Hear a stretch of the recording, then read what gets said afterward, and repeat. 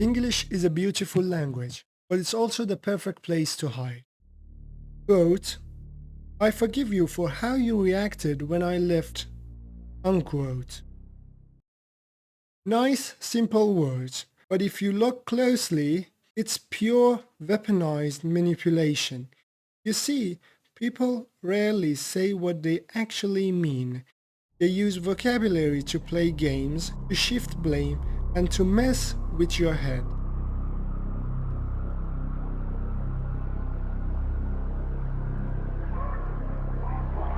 This is Money and welcome to Inside the Sea.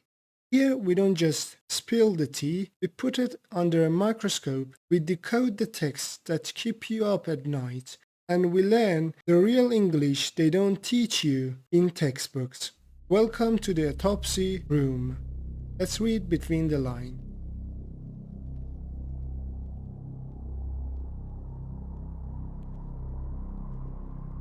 Let's close our eyes and set the scene.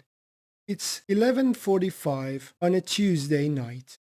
You are in bed watching a documentary, completely at peace with your life. Suddenly, your phone screen lights up in the dark. It's a text message from an ex-partner who completely abandoned you 6 months ago without a single word. And this is exactly what they wrote to you tonight. Hey, I know it's been 6 months. I've been doing a lot of healing lately. I saw your Instagram story today. It looks like you're still stuck in the same negative pattern. Anyway, I forgive you for how you reacted when I left. Let's grab coffee this week and clear the air. My treat.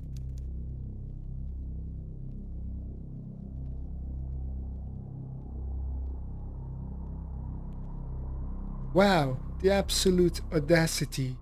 And yes, I said audacity. Write the word down. Audacity means shocking, almost impressive kind of boldness. The specific kind you need to disappear for 6 months and then casually text someone to catch up. Audacity. Audacity. Beautiful word for an ugly move. Okay, surgical knife out. Let's open this message up. Look at that phrase at the very end.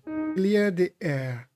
To clear the air means to have an honest, open conversation that removes tension between two people after a conflict or misunderstanding. But let's be real, there is no misunderstanding here. They vanished, and now they want to buy you a $4 coffee just to make themselves feel better. Now, look at the architecture of the entire message. They open with their own healing journey, immediately tell you that you are the one stuck in negative patterns. And then, the crown jewel, they say, I forgive you. The text is not just rude, it is incredibly patronizing. Patronizing. Say it with me. Patronizing. When someone is being patronizing, they are talking down to you, speaking to you as if they are a wise, enlightened guru on top of a mountain, and you are just a confused child who needs their guidance. They are using therapy vocabulary, words like healing and patterns, not to heal anything, but as a weapon to make themselves look superior and you look broken.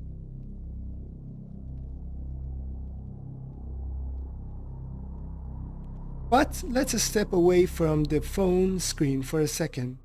Why do people actually send texts like this? First, a quick vocabulary note. 6 months ago, when this person disappeared without a single word, that had a name. They ghosted you.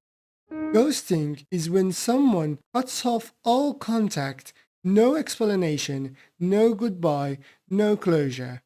They simply become a ghost. And it's one of the most disorienting things one person can do to another.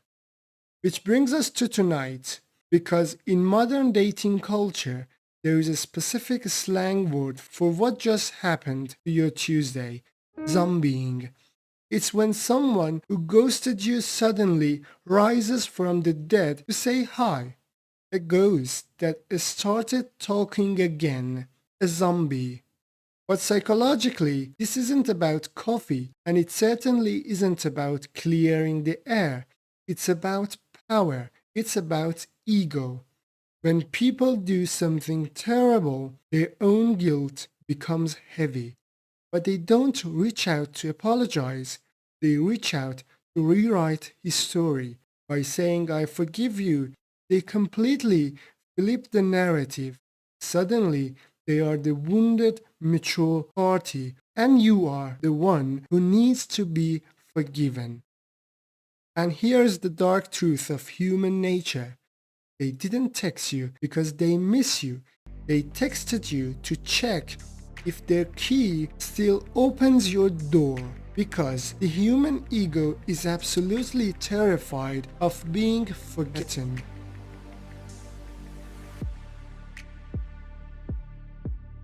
Now, before we log off, it's time for the final receipt. What did this Tuesday night drama actually cost us?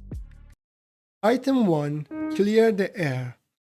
It means to have an honest conversation that removes tensions after a conflict. In the text we had, let's grab coffee this week and clear the air. So what someone says when they want to trap you in a cafe and force you to sit through their excuse list. Item 2. Patronizing. It means treating someone as if they are less capable, less intelligent than you. In the text, we had the underlying tone of the entire message. So speaking to someone like they are a toddler while simultaneously ruining their Tuesday night is patronizing. And number 3, zombieing. When someone who ghosted you suddenly reappears out of nowhere. In the text, everything that just happened to your lock screen was zombieing. So when a ghost rises from the grave just to reply to your Instagram story is just zombieing. Now bonus round. 2 words you heard, no spotlight given. Audacity, shocking, almost impressive boldness, and the second one, ghosted, when someone vanishes from your life without a single word of explanation. Total cost, $0, because you are absolutely not going to that coffee date. Am I right? Now your turn.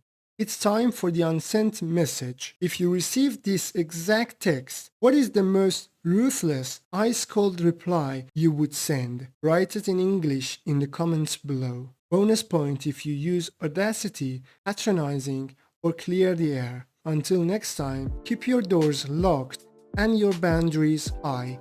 Thank you for listening.